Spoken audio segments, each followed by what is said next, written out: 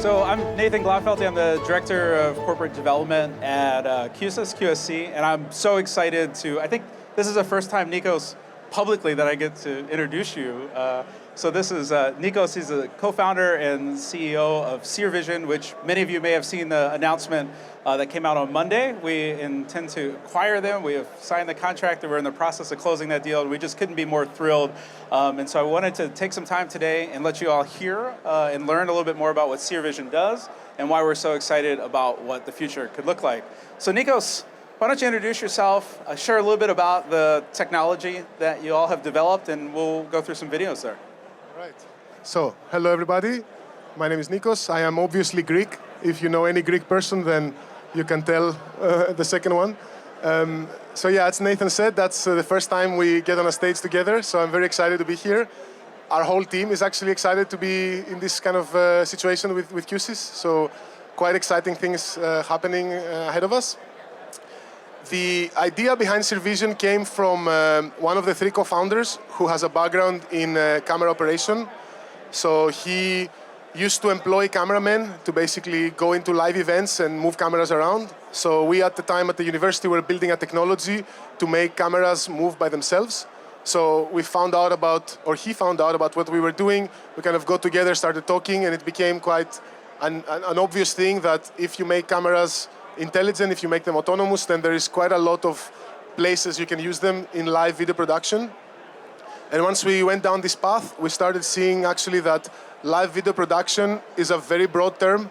You can start from broadcasting, and as we see today, every meeting room that has multiple cameras is essentially a live production.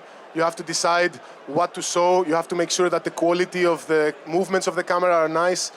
As hybrid work becomes more and more instrumental to how we do stuff, the way that we actually share it with the people that are remote and with the people in the room becomes instrumental too. So with Seervision realizing these things, we started building the infrastructure to do it from an intelligence perspective. So we started asking ourselves, when you start making cameras intelligent, what else should be intelligent? And then we started realizing that actually the AV infrastructure in a room has to be interconnected and it has to trigger each other. So if somebody walks into a specific area in a room, something has to happen. When you get up on a whiteboard, and there is not a more frustrating thing for the people in the remote to actually not be able to see what's on the whiteboard, to not be able to follow what's happening in the room. Somebody's talking from one side, and then you're like, who is talking? I can only see Bob, and Bob is not the one talking. So how do you make this more engaging? That's been the premise of how we build our technology.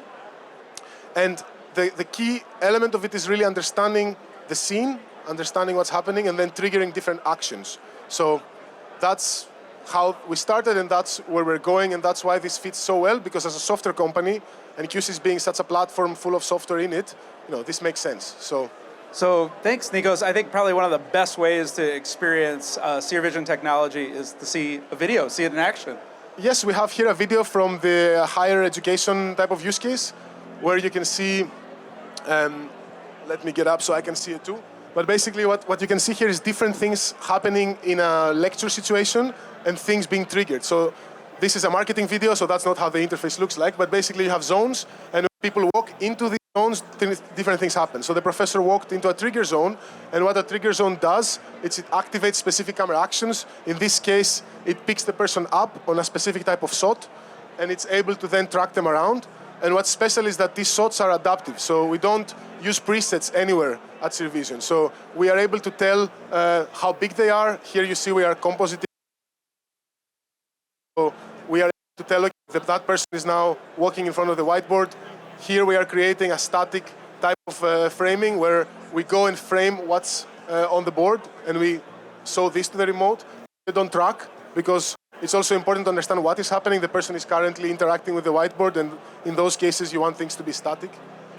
And then when they walk out of this, we can resume back into tracking. So how do you create a workflow that fits a use case and is triggering by different things? This is actually how the interface looks like. So that's a zone. When somebody goes in the zone, that triggers a specific type of shot. It's all adaptive to their skeleton. And then there's a bunch of different things that you can set up. The idea behind Seervision is that these things have to be configurable. So if a use case comes from education, or if it comes from a corporate meeting room, or if it comes from an event space, the tool set needs to be there, and then you need to be able to configure them and do different things. And that's kind of the different steps that you saw here. And at the end, it's 24/7. So once it's finished, the next lecture starts, and the whole thing starts over again. So fully autonomous intelligent rooms. That's the one-line description. Yeah. So that's awesome. And again, there's no camera person doing that work, although we have a camera person here now doing that for us. Maybe next year we could get some Seervision stuff, yeah?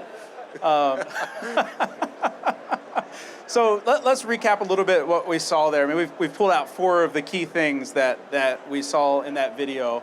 So Nikos, maybe talk us through those. Yeah, sure. So what's important is always to understand what's happening in the scene. So it's key to have zones that are specific to what is happening. So you saw there was one on the podium, and that is triggering specific things. So perceiving that somebody is in the podium automatically, identifying people, so you have often people walking in front of other people, and then it's important to be able to tell them apart.